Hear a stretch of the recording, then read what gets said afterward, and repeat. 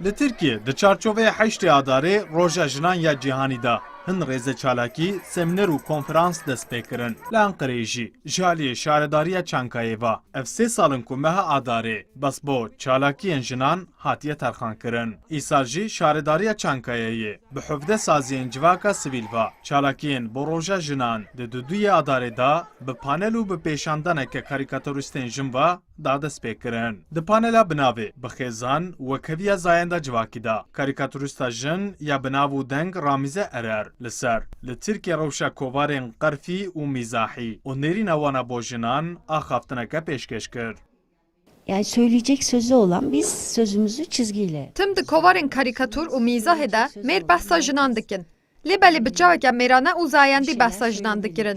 Lêbelê di 20 salên davî de êdî li Tirkiyeyê hejmara karîkatûrîstên jin zêde dibin û nêrîna jinan derdikevin pêş. Em dixwazin bêyî ku bişibihin mêran, di varê karîkatûr û mîzahê de wek jin hebin.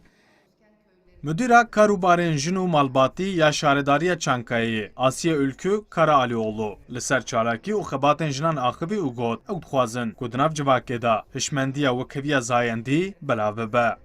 Vatandaşın ayağımıza gelmesi değil. Em vê mehê li ser jinan û li ser zayan da wekeviya civakî çalakiyên cûr bi cûr li derdixin. Di nav bernameya me de sînema, şano, konser, panel, guhtubêj û pêşandan hene. Helbet em van çalakiyan bi saziyên civaka sivîl û komeleyên jinan re li derdixin.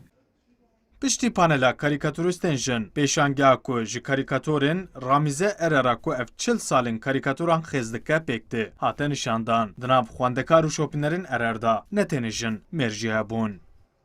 Bence erkek egemenliği halen sürüyor. Birastî nêrîna jinan, karîkatûrên ku behsa têkiliya jin û mêran dike ecêb e. Lewra jin naîfin û nêrîneka cuda li meseleyan dinêrin. Ez ji mêj ve Ramîzê Ererê kêfxweşî dişopînim. Ez dixwazim ku hejmara karîkatûrîstên jin zêde bibe.